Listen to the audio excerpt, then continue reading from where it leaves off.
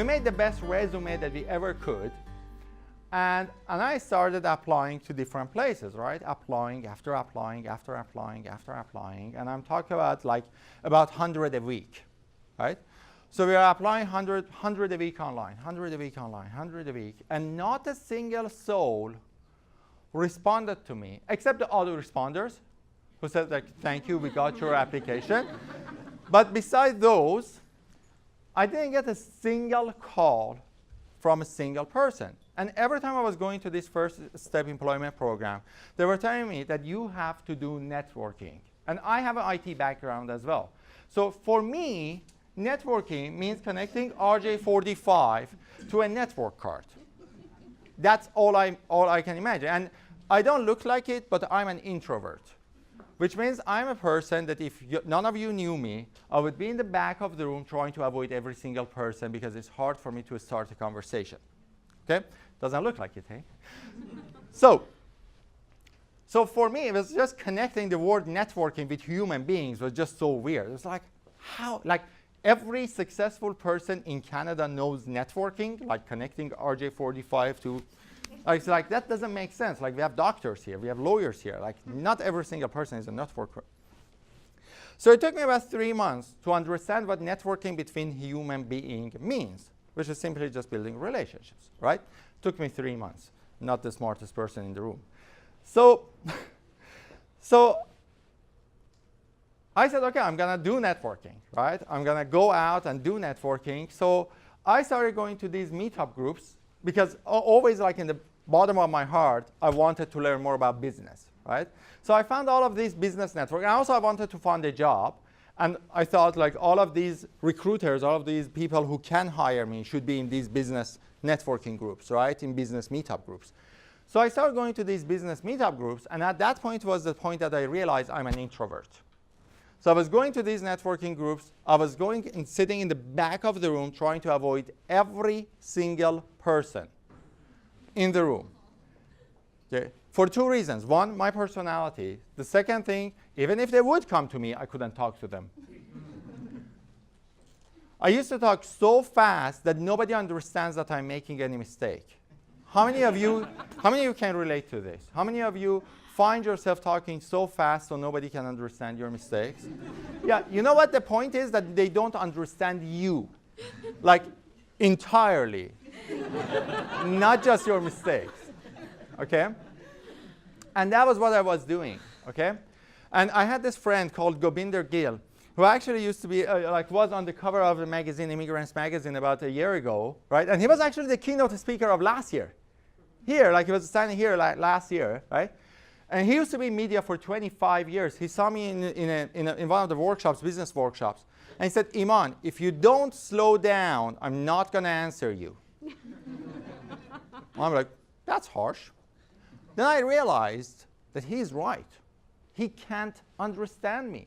And a lot of other people who are actually talking to me, they're just being so nice to me that they're just shaking their hand, but they have no freaking clue what I'm saying. Right?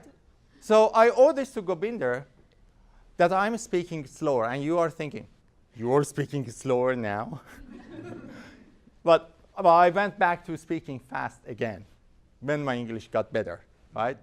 So I was going to all of these networking groups and trying to avoid every single person and not making any progress in my job finding. Not making any progress in my job finding. I was looking for a job, not a person, not a person, not a person. And I realized it's not just me. People who are going to networking events change every month or every 2 months. Usually people go to networking events only for 2 months, and they don't get any results, and they give up. And there is this 20% of people who keep coming back. And I'm like, wait a second.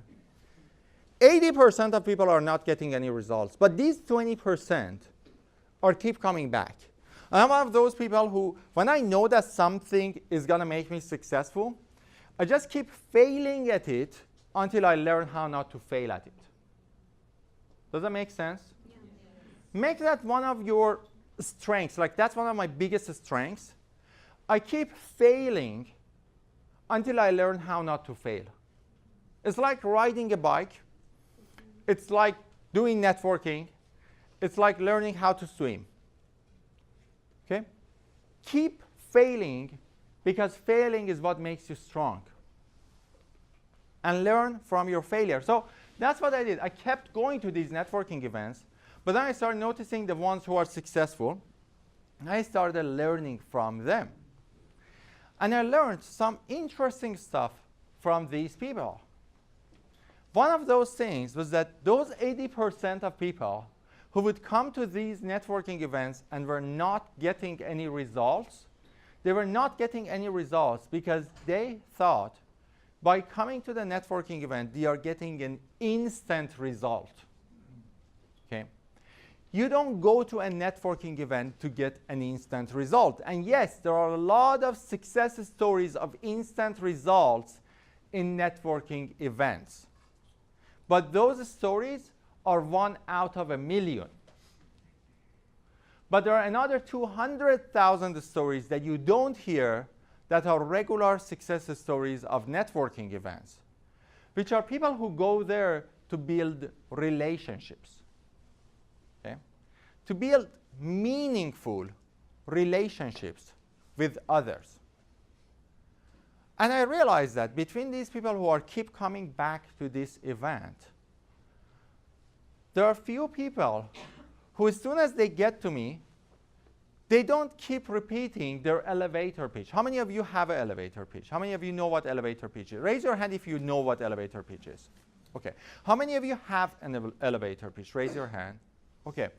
You know, this is an interesting thing. Elevator pitch is a 30-second commercial that you tell about yourself, right?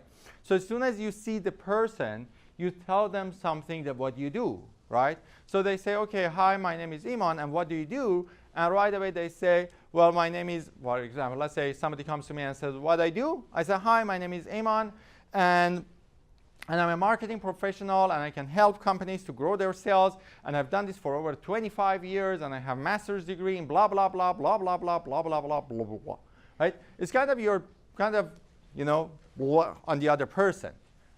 I realize these people who are successful at networking don't do that. Instead of leading with their elevator pitch, what they do, they lead with being interested in the person in front of them. So the first question, the first thing that would come out of their mouth wasn't what I do, it was what do you do? Why are you here? How can I help you? And I realized then people were more interested to learn about them, right? Because you were interested to learn about them, then they are interested to learn about you. Okay? So that was the first thing. But more than that, I realized that these people are connectors. They are people who connect people to each other, even if they know only 2 people. So no matter how many people they know, they keep connecting people. So they talk to this row, and when they go to this row, as soon as they ask her, what are you looking for? If she asks something that one of these people says, they say, okay, let me connect you to a person here. Okay, you two talk to each other. It's going to be a good connection. Bye. Right? You see, like, I don't need to know a lot. I can start from this room that I know no one, and I can still connect people. I can still connect people to each other. So a lot of immigrants think, oh, I don't have connections. If you think you don't have connections, you are right. But every single one of you right now in this room has 4 connections. You have 4 neighbors. At least you have 4 neighbors. If you don't have 8 neighbors, you have 4 neighbors. Okay? Do you know their name? Do you know what they do? So yes, you are right. You don't have a network because you're not interested in people. There are people right now sitting right beside you, and you don't know who they are.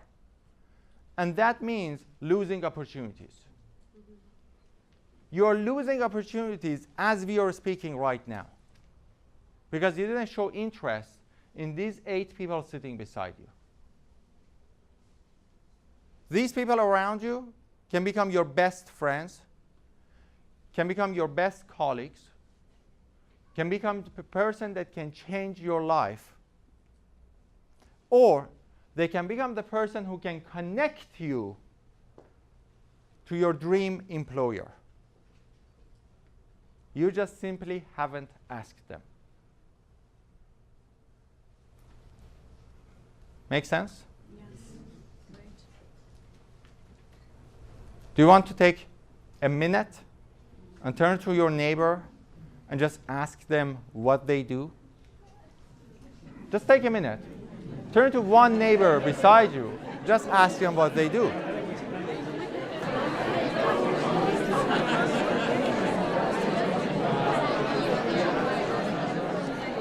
Was it really hard? How many of you felt this is the hardest thing you have ever done? Raise your hand. You know why it's not hard?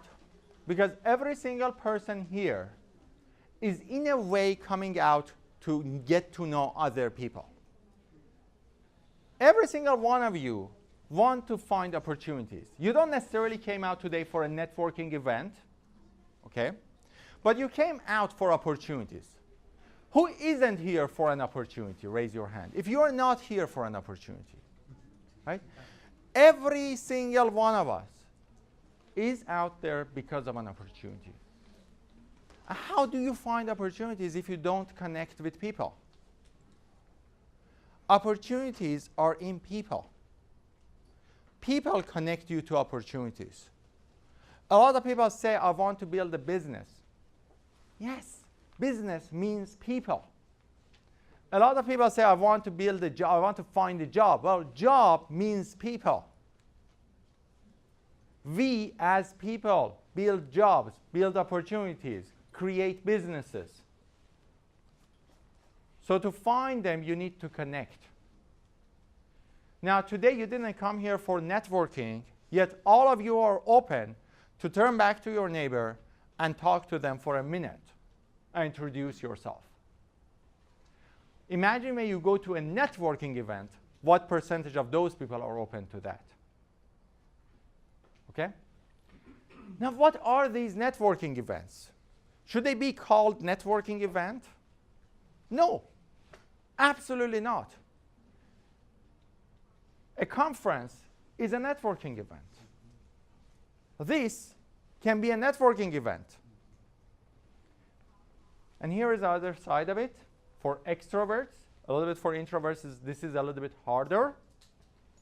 The lineup of Tim Hortons and Starbucks and Blend's Coffee is a networking opportunity. Okay? When you are sitting on the bus, there is a networking opportunity. I'm an introvert and I can't do it. Okay? But I have to do it. Okay? Now, sometimes it's challenging. Sometimes it's challenging. I remember in 2012, I'm not sure if it was 2011, I think it was 2011. I was on a bus and my story was featured on a magazine and this person was reading my story. And I'm on the bus standing on top of her and she's like reading my story, right? And I'm standing here. And I'm like, oh no, I can't. No, I can't. I just can't. You know, I'm like, somebody kill me. Like, why am I an introvert? I'm like, anyhow, we came from North Vancouver to downtown at Burrard Station. I got off and I didn't say hi. Right? But in a networking event, seriously, like even for me, it's easy to do it. In a conference, people are out there for networking. Okay? Many people are afraid what other people will say. What you say. You are the people. What would you say if a person turns back to you and say hi? Well, you say hi. What do? You're like, I don't want to talk to you. Well, even if you do, then you deserve it, that somebody does that to you. But most of the times, most people, okay, if you turn back to them and say hi, they're not going to say, all right? They're going to say hi. And maybe they are introverts who, you know. And here's one thing to know about introverts. Introverts are great at speaking. They have no problem talking to you. They have a problem opening the conversation.